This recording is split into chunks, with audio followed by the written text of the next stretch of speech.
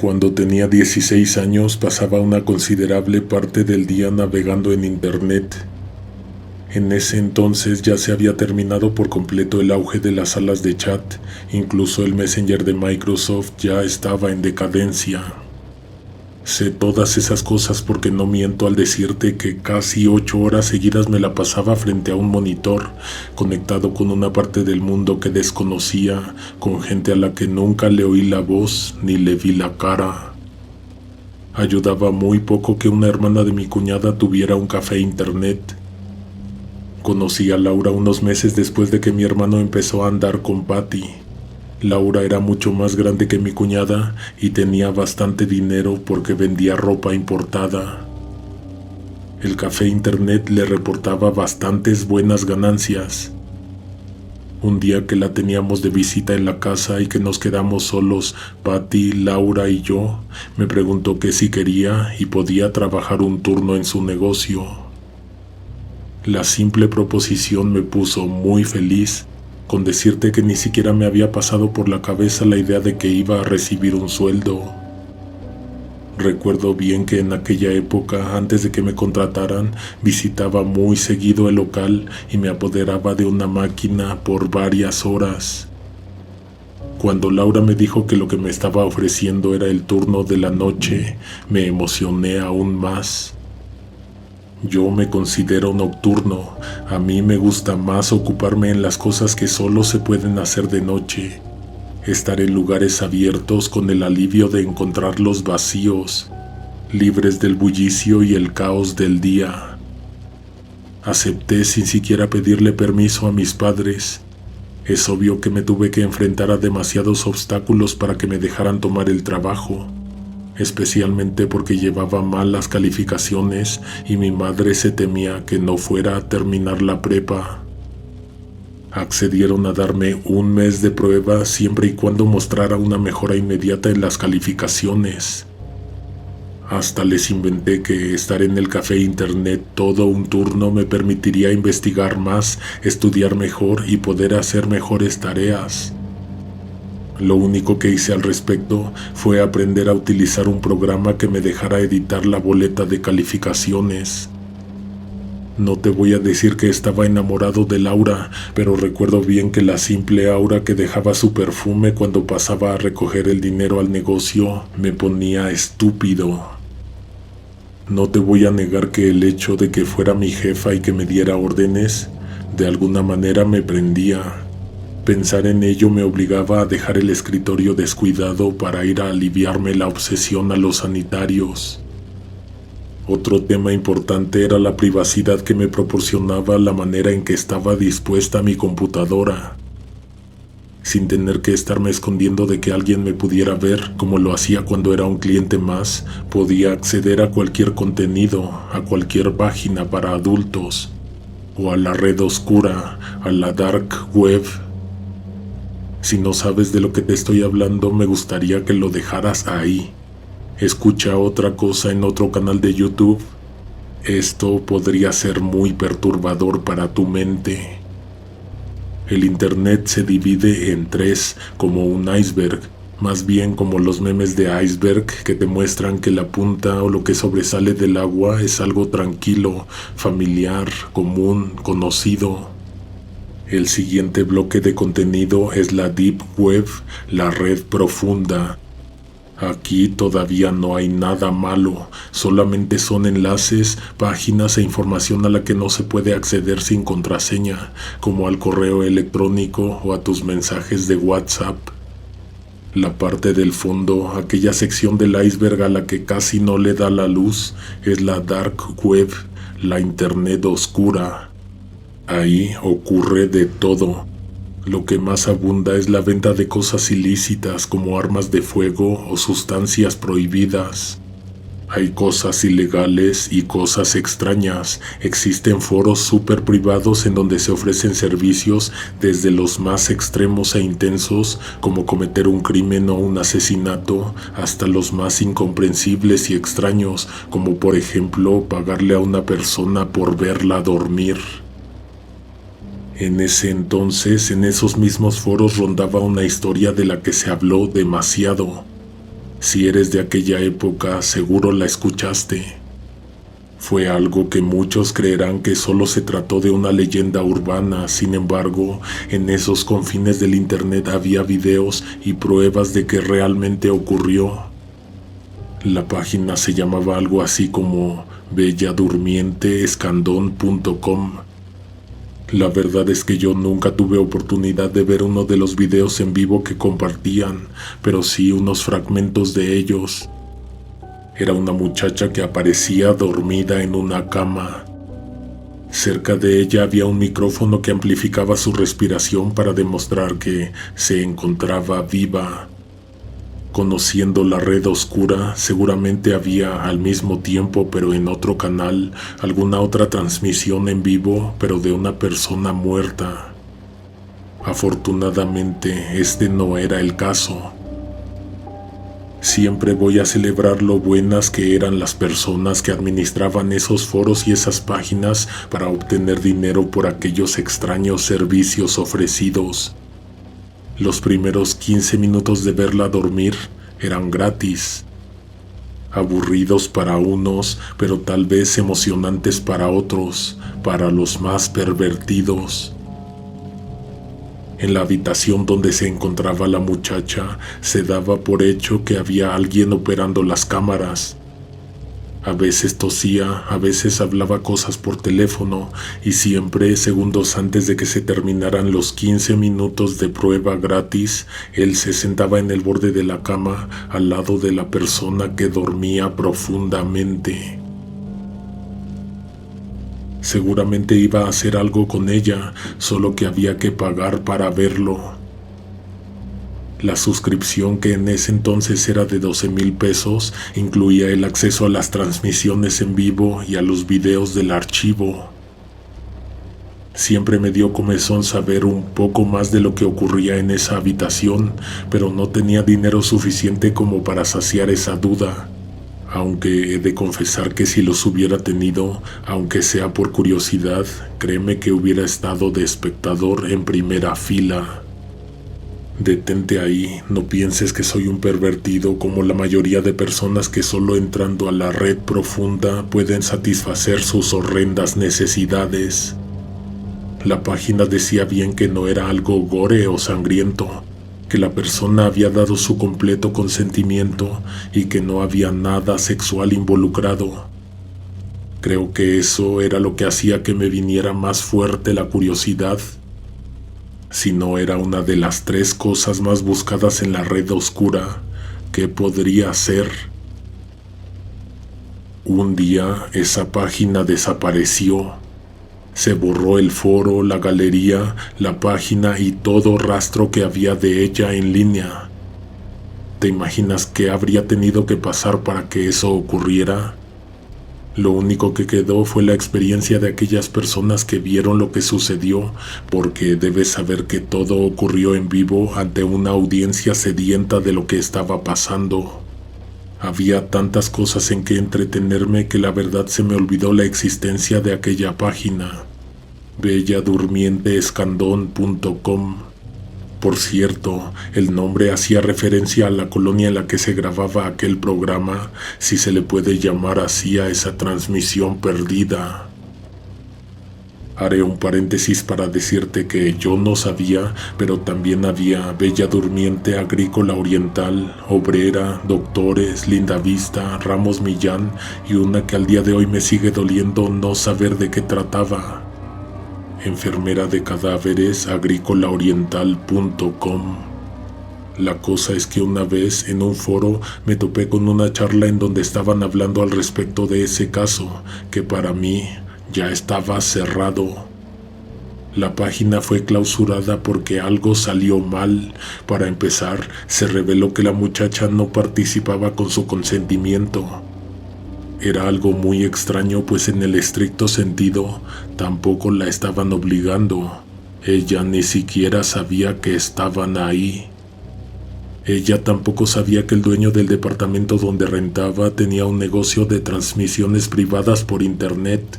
No sabía que él guardaba una llave de su departamento, que la drogaba con un gas que se esparcía en la recámara mediante una tubería oculta bajo la cama. Por eso es que a veces se escuchaba que el camarógrafo o la persona que estaba detrás de la cortina tosía.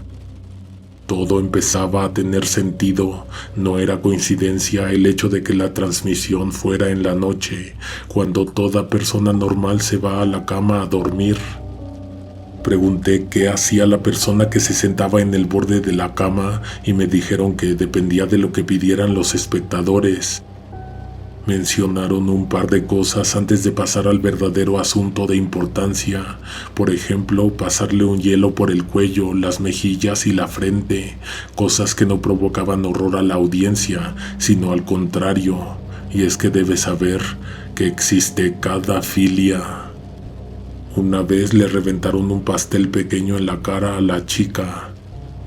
Según testigos, unas luces especiales iluminaron la recámara de rosa, mientras el sujeto que se encontraba con ella en la pieza lo limpió todo con la lengua.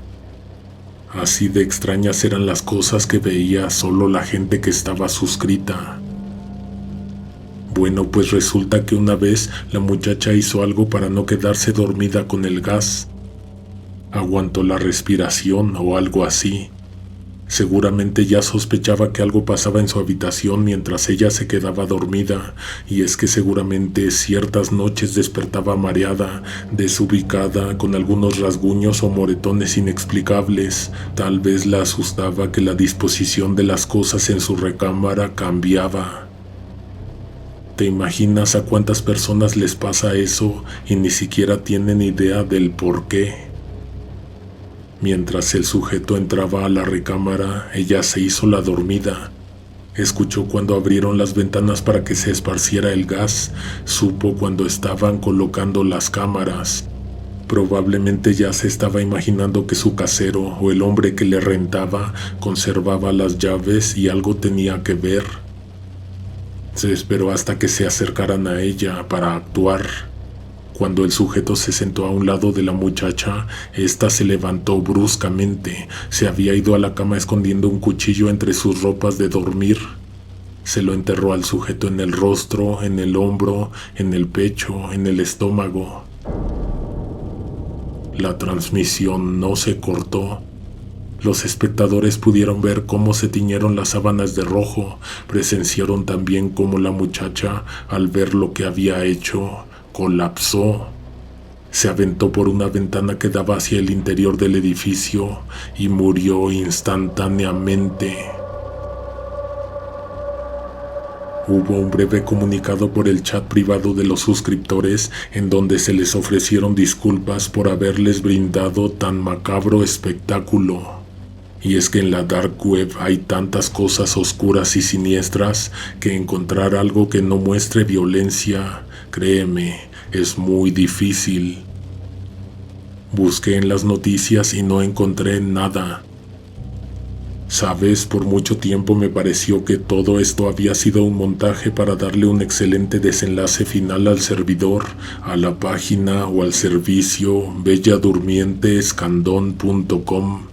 Pero ese mismo año, platicando con una amiga que vive en esa colonia, en Escandón, me dijo que la portera de su edificio le contó que se enteró por medio de un conocido que efectivamente una mujer se había aventado de 4 pisos porque encontró a un sujeto grabándola dormir dentro de su recámara, y que presuntamente se trataba de quien le rentaba el departamento.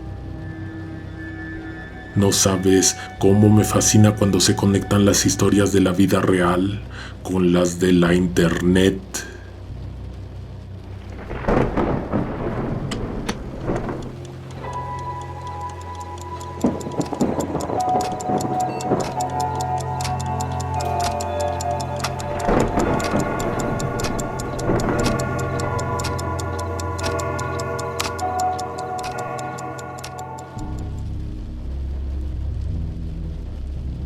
El verdadero motivo por el cual te conté todo esto es porque con ello perdí demasiado. No solo por entrar, descendí, di varios pasos hacia la profundidad de esa escalofriante red de horrores. Si no lo recuerdas, te lo recuerdo. Yo tenía mucho tiempo para estar navegando en la red. Cuando se me acabó el contenido sano, familiar, eché un vistazo a la dark web. ¿Sabes qué es lo que menos me gusta de acceder a esos servidores? Que una vez que entras, la interfaz cambia completamente. Son pantallas negras o grises, aburridas, poco llamativas, con enlaces y palabras simples.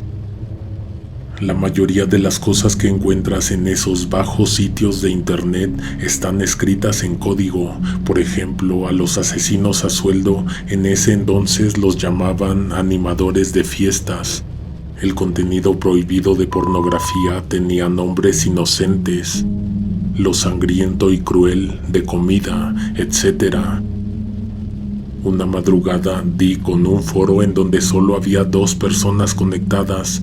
No hablaban entre sí y seguramente solo esperaban a que alguien más apareciera en línea. Te consigo lo que sea, Rojo 94, apareció en letras cursivas en la parte inferior derecha de la pantalla. Rojo 94 era mi nombre de usuario para todo. Lo que sea, respondí creyendo que lo había escrito de manera burlona. Ja, ja, ja, puse abajo. Lo que sea, respondieron.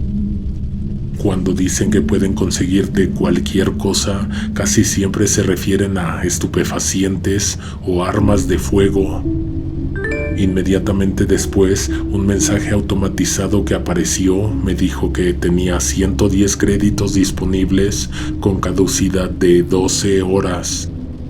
Sonaba como a una estafa, la verdad, pero si supuestamente tenía crédito disponible y no era necesario meter la información de alguna tarjeta de crédito, la cual no tenía, o hacer un depósito en ventanilla, solamente por matar tiempo, se me ocurrió intentarlo.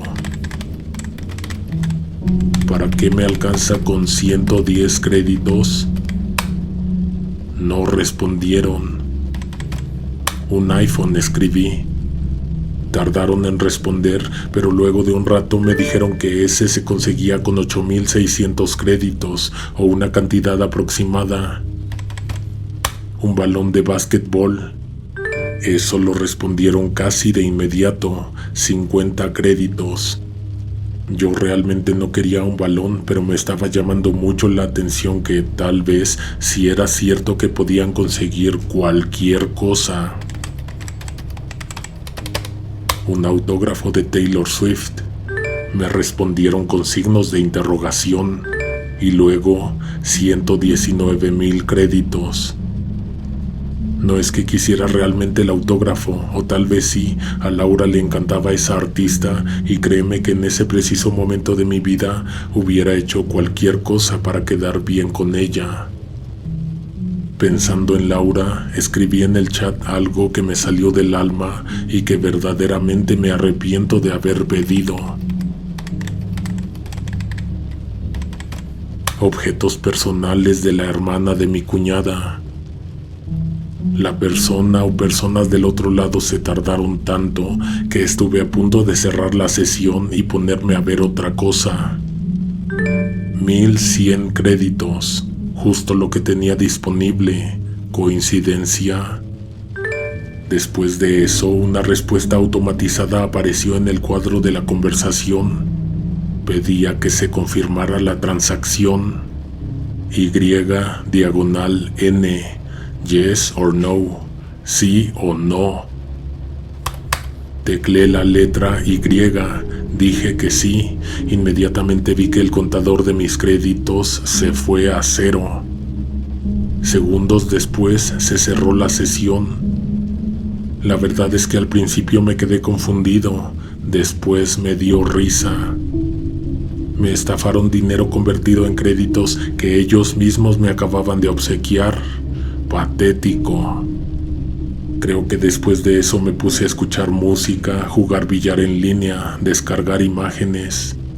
Me olvidé por completo de la interacción que tuve con esas personas en ese foro hasta que 2 días después, justo cuando estaba llegando a mi turno, como por ahí de las 9 de la noche, entró una señora al local. En ese momento se encontraba ahí Laura checando qué era lo que faltaba de insumos para las impresoras y de lo que se vendía de papelería. La persona que entró al café internet fue directamente hacia mí, llevando un paquete bajo el brazo. Se acercó misteriosamente porque parecía que no tenía ni idea de qué era lo que estaba haciendo ahí.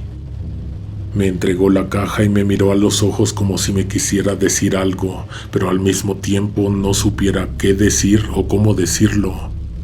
Le pregunté qué era y no me respondió. ¿De quién? ¿Para quién? Tampoco me respondió.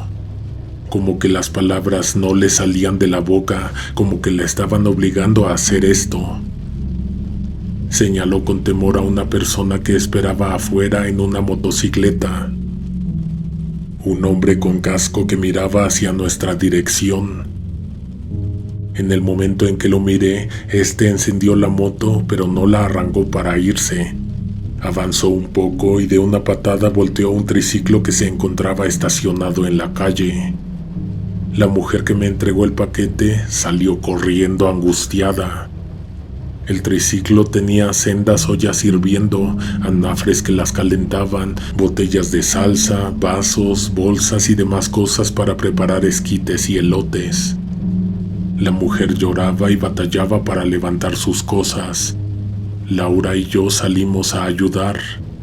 Otras personas también se acercaron y se pusieron a preguntar qué había pasado. Para ese momento yo ya me había alejado, pues aunque no sabía bien qué era lo que había ocurrido, me temía bastante que tuviera algo que ver conmigo. La señora me señaló en un momento tras el cual todos me voltearon a ver. Laura se acercó y me preguntó qué era lo que la señora me había entregado. Por suerte, tuve tiempo de esconderlo. Pensé rápido porque cualquiera que fuese el contenido del paquete, me hubieran dado muchas ansias y nervios abrirlo frente a ella. Atiné a decirle que con todo el relajo afuera, seguramente alguien habría entrado a robarlo y señalé al escritorio en donde no había nada. No sé qué hubiera hecho si me hubiera visto obligado a revelar lo que me estaban entregando, porque a pesar de que pareció falso o una estafa, lo que pedí en el foro realmente me llegó. La multitud que devoraba con la mirada lo que había sucedido en la calle tardó un rato en dispersarse. Cuando así lo hizo, también Laura se fue. Hasta la 1 de la mañana por fin me quedé solo. Miré por encima del escritorio las hileras de otros escritorios con máquinas. En el negocio solo quedó un cliente. Había mucho silencio en el café. Fui al baño por el paquete, lo bajé de una repisa en donde lo había colocado y cubierto con un suéter para que mi jefa no lo viera. Lo llevé a mi mesa y lo abrí. En efecto, era ropa usada de la hermana de mi cuñada, de Laura. Me da pena decirlo. Por un lado estaba fascinado, pero por el otro completamente aterrorizado, y te voy a explicar por qué. ¿Te imaginas tener a tu disposición un servicio o una herramienta que te ayude a conseguir cualquier cosa que necesites? Pero también piensa en que para lograrlo, alguien se tuvo que haber metido a su casa. Alguien que además tuvo que investigarnos, pues en mi solicitud no di detalles en nombres, direcciones ni personas. Tampoco dije dónde quería que lo entregaran. Tras pensármelo un buen rato me conecté, entré a los foros hasta que encontré lo que estaba buscando. No tenía mucho dinero para gastar, pero me entusiasmaba la idea de ocupar el servicio con algo que me sirviera más que la ropa sucia de Laura. Entré al foro, luego al chat. En línea se encontraban las mismas 2 personas, solo que esta vez ninguna habló conmigo. Tal vez les diría las gracias, tal vez les preguntaría cuántos créditos necesitaba para algo que se me había ocurrido pedir, solo que me daba pena porque seguramente no me iba a alcanzar. Cerré la página, pero se abrió otra.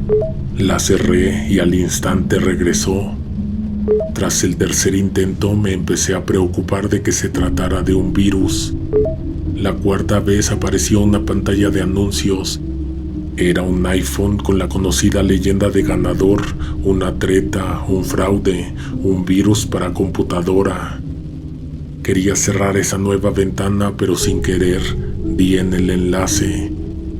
Casi siempre para acceder a esos supuestos premios hay que hacer un depósito, descargar un archivo o algo que los deje a ellos en una deuda que no tienen planeado pagar. El iPhone, según sé, de entrada no existe, nunca ha existido, es solo un gancho para concretar una estafa. La nueva ventana que se abrió era la de un chat, en donde un supuesto operador de servicio al cliente me felicitó por el premio que me acababa de ganar. Felicidades Rojo 94, felicidades José Alejandro Ortiz. Me da escalofríos recordar que desde el inicio sabían mi nombre completo. Felicidades con letras que parpadeaban y una foto mía dentro del cibercafé tomada esa misma noche, solo que editada con papelitos de colores volando, una medalla de primer lugar y el dibujo de un iPhone cerca de mi mano.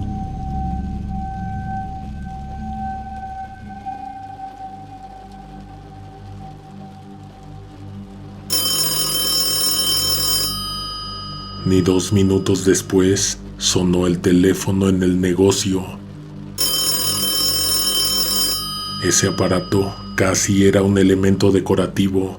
Laura únicamente lo tenía sobre el escritorio porque venía incluido con el contrato de internet de alta velocidad.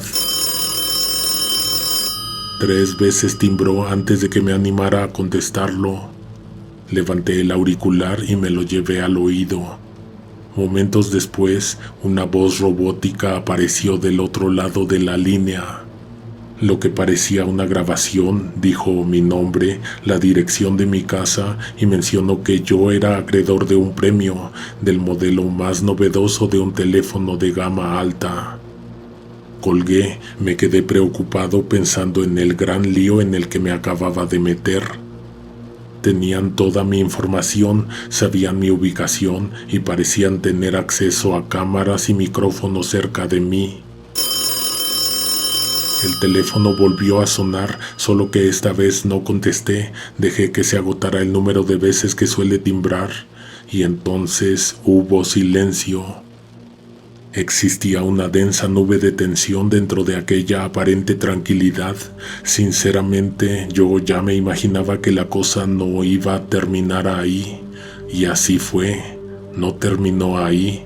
De hecho, apenas comenzaba.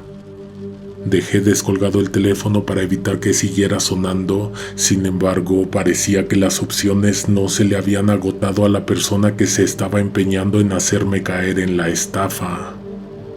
A esa hora solo había una persona rentando máquina. No tenía música, no estaba jugando ningún juego. Creo que ni siquiera estaba tecleando porque en el cibercafé había un silencio absoluto. De pronto esa supuesta quietud se terminó abruptamente cuando sonó el timbre del teléfono del celular del muchacho en la máquina 3. Él era un cliente regular, acudía a esa hora a hacer tareas de la escuela. Creo que alguna vez me dijo que trabajaba y estudiaba. El caso es que yo lo ubicaba bastante bien. No sé por qué me le quedé viendo, pero tengo muy buen recuerdo de lo que ocurrió en ese momento. El cliente se llevó el celular a la oreja, contestó, se quedó callado un momento y luego volteó en mi dirección. Me buscó la mirada. Apretó las cejas y entrecerró los ojos como si no estuviera entendiendo lo que estaban diciendo desde el otro lado de la línea. Se levantó y caminó hacia mí. Aunque tú ya hayas averiguado qué era lo que estaba pasando y qué era lo que iba a pasar, Yo no tenía la más mínima idea. No sabía que estaba a punto de bajar un nivel más hacia la profundidad de la dark web. El muchacho no me supo explicar, solo me extendió su teléfono. La reacción inmediata a que alguien te dé un celular con una llamada conectada es llevártelo a la oreja y responder. La misma voz robótica de la primera llamada apareció, solo que esta vez no parecía una grabación, ya que habló conmigo de una manera muy fluida, aunque seguía conservando el mismo tono serio, sin modulaciones, sin vida. Me explicó que el regalo que había ganado en la página era auténtico. El teléfono iPhone ya era mío, solo tenía que ir a recogerlo. La persona en la llamada me dijo que era normal que desconfiara del concurso, pero que en mi caso, ella había recibido autorización para revelar información privada. Yo sería la primera persona a la que le entregarían un teléfono nuevo y, como tú sabes, de un alto valor. Hay que recordar que en esos años yo no tenía un ingreso suficiente como para permitirme esos lujos, así que la más mínima probabilidad de que pudiera cambiar mi viejo celular por uno como ese me aceleraba un poco. En eso me cayó como balde de agua fría caer en cuentas de que la cosa cada vez estaba más retorcida. ¿Cómo era que habían dado con el número de la persona que me estaba ofreciendo su teléfono? Como te digo, era un cliente regular, tenía viniendo desde siempre. De verdad me parecía imposible que él tuviera algo que ver. La persona en la llamada me dijo que existía un detalle, una condición, pero que confiaba en que yo era un muchacho de mente abierta y que podría comprender que lo que ellos querían de mí no era nada comparado a lo que me iban a dar. Lo primero que tendría que hacer sería firmar mi consentimiento porque sería grabado al momento de recoger el premio. Según ellos, tal video serviría para capturar a cientos de otros incautos a los que les sería ofrecido el mismo regalo. Se supone que estarían filmando un testimonial que diera fe de que se trataba de un concurso real, con premios reales. De esa manera se ganarían la confianza de más gente. Antes de terminar la llamada, me dijeron que llegaría a mi correo una dirección y una contraseña para ir a recoger el regalo. Me quedé mirando la pantalla del celular antes de entregarlo. No recuerdo si quería ver si se me hacía conocido el número o si algo más iba a suceder. Entregué el teléfono y no di explicación, solo las gracias. Un rato más me quedé en silencio viendo hacia la nada, tratando de decidirme si creía que todo eso era real o si acaso se trataba de una estafa mucho más elaborada. Esperando que fuese auténtico, un golpe de suerte para mí. Cuando me tranquilicé y me cambió la perspectiva, me obsesioné con estar pendiente del correo electrónico, refrescando la página, revisando a cada rato la bandeja de no deseado, desempolvando el acceso a 2 otros correos que utilizo en falsas personalidades. El mensaje nunca llegó. Sentí un poco de decepción porque en mí aún quedaba un poco de esperanza. Terminó mi jornada, pasé a casa a bañarme y me fui directo a la escuela. Antes de mi siguiente turno dormí unas 5 horas, me volví a bañar y me fui al cibercafé a trabajar. Llegué un poco tarde y se supone que Laura me estuvo esperando, pero se tuvo que ir. Bajó la cortina de acero, pero no puso los candados. 20 minutos después de las 9, subí la cortina, abrí el local y entré. En la máquina 3 había una mujer aguardando. Me sacó un susto enorme porque no me la esperaba, no la conocía, nunca la había visto en el local. Llevé mi mochila hasta el escritorio, ya después me acercaría a preguntar si necesitaba algo, pero una cosa me distrajo. Vi algo que me hizo temblar, me puso la piel de gallina y me dejó la espalda empapada de sudor frío. Era un simple pedazo de papel, pero lo importante era que encima estaba siendo detenido por una bala.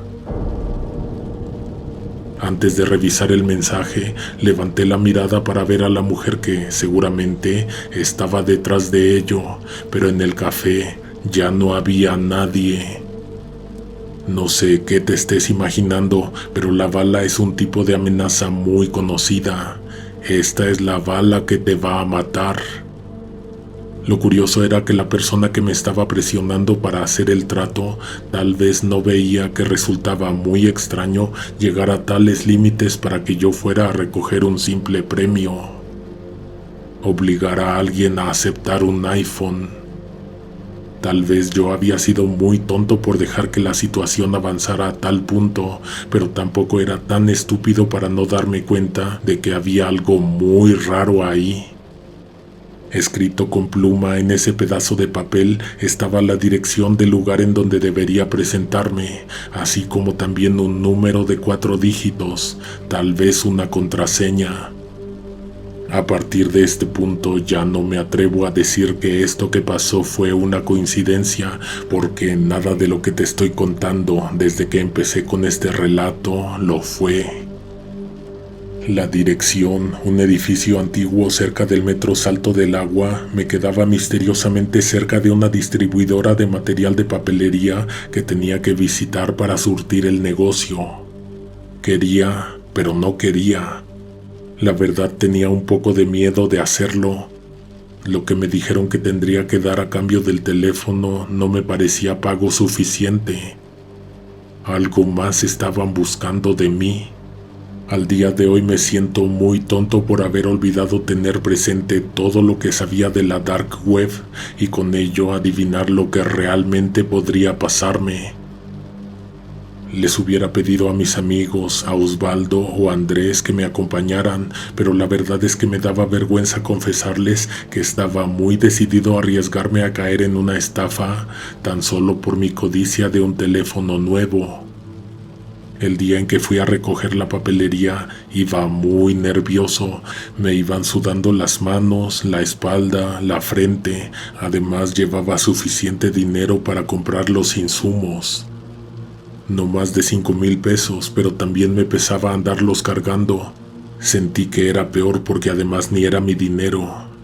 ¿Y si me lo quitaban? ¿Debería pasar a recoger el premio antes o después de surtirme?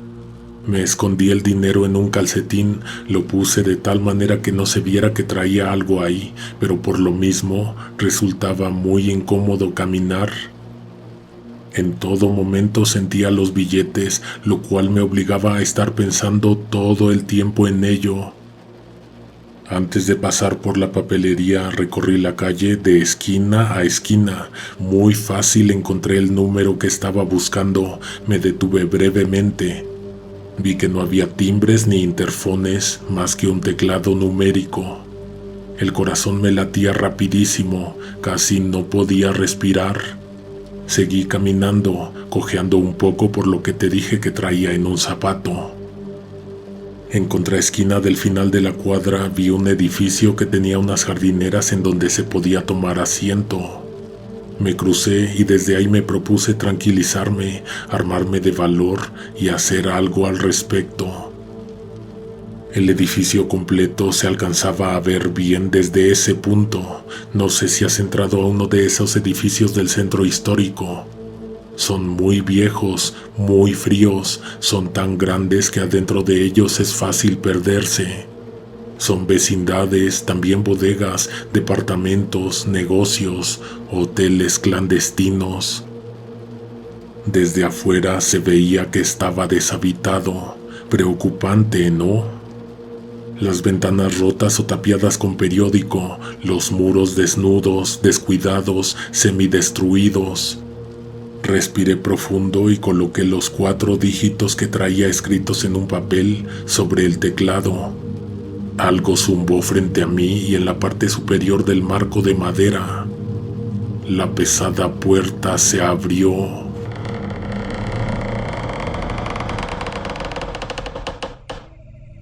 El portón estaba reforzado con metal, por eso se sentía pesado y fue un poco complicado de empujar. En verdad era una construcción muy grande. Lo primero que vi fue un amplio y oscuro pasillo. Lo que iluminaba un poco el camino era un cubo de luz en un pequeño patio al aire libre a unos 30 metros de la entrada. De camino a las escaleras me encontré con una puerta abierta. La pieza del interior se veía vacía, era amplia, estaba pintada de rosa y como no tenía ventanas, la luz que iluminaba desde lo alto la hacía ver un poco lúgubre. Me asomé al interior para ver si había alguien dentro para anunciarme o preguntar. En la pared del fondo había una manta que cubría un agujero. Yo no sabía que había un agujero detrás, solo que de pronto se movió eso y alguien salió de ahí. Era un sujeto que venía cargando un maniquí o algo similar. Del otro lado de la pieza parecía que había mucha gente, porque poco después de que salió alguien de detrás de la cortina, se escucharon aplausos.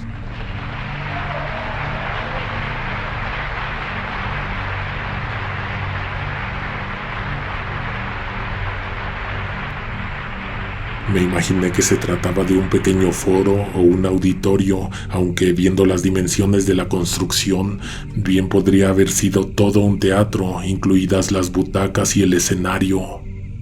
La persona que salió del agujero, al verme, apresuró el paso. No me pareció que tuviera intenciones de saludarme o de darme información. Se condujo hacia mí como si yo estuviera en un lugar prohibido, por lo que inmediatamente retrocedí. Lo que ese sujeto traía cargando no era un maniquí. De lejos me lo pareció porque su apariencia ya no era humana.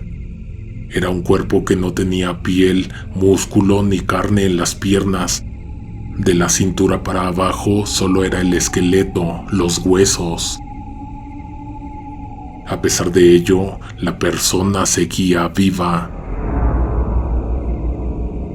No sonreía, pero no estaba sufriendo. Parecía que se hallaba perdida en un estado de conciencia que le permitía ignorar su horrible existencia, el terror de entender y ver lo que le habían hecho a su cuerpo. Mientras eso veía horrorizado, me cerraron la puerta en la cara. Después de lo que vi, sentí que se me fue la fuerza y no pude caminar con mi ritmo habitual porque de pronto estaba mareado y me tambaleaba.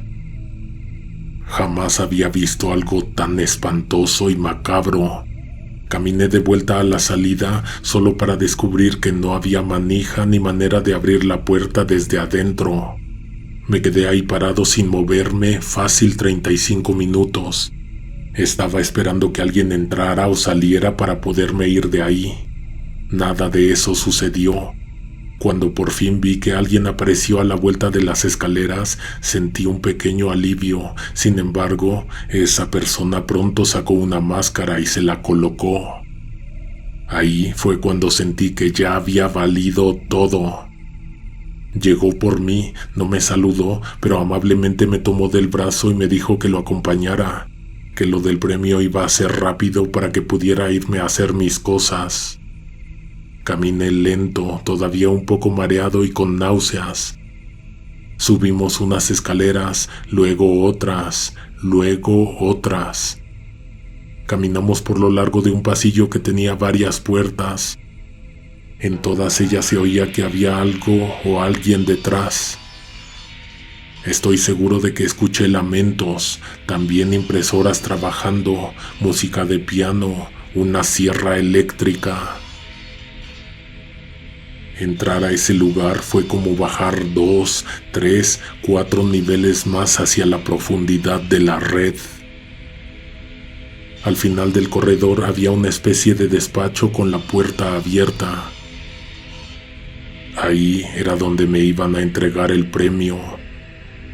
La persona que me acompañó me extendió unas hojas que se suponía era donde yo iba a dar mi consentimiento para que grabaran mi reacción al recibir el premio. No supe ni qué fue lo que firmé. Estaba tan nervioso que a pesar de que me propuse leer el documento, no entendí nada, pero porque no me podía concentrar en nada, estaba muy nervioso. La pieza estaba muy bien iluminada. En ella había 2 cámaras de video montadas en altos trípies, pero ningún camarógrafo, una silla plegable, una mesa vacía y al centro, en un pedestal, la caja del iPhone. La puerta se cerró detrás de mí, pero yo ni siquiera me di cuenta.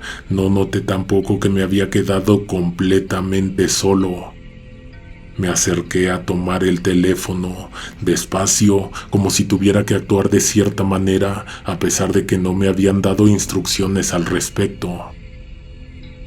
Cuando tomé la caja, las luces se atenuaron. Las cámaras seguramente ya estaban grabando porque tenían diminutos focos rojos encendidos parpadeando en ellas. 2 cañones con confeti estallaron y me bañaron con papelitos de colores. Luego se escuchó una fanfarria. Estaba confundido, aterrado, sorprendido, todo. De pronto, no sé cómo ni de dónde, empezó a salir un gas que inundó rápidamente la pieza. Sabía que no tenía que inhalarlo, así que aguanté un poco la respiración. No iba a poder resistir para siempre, así que cuando ya no podía más, di una profunda bocanada de aire. Poco a poco comencé a perder la conciencia y todo se puso negro. Continuará. No te pierdas el próximo miércoles la continuación de esta historia. Comenta y comparte este relato con tus amigos o familiares. Nos escuchamos pronto. Alguien te observa en la oscuridad.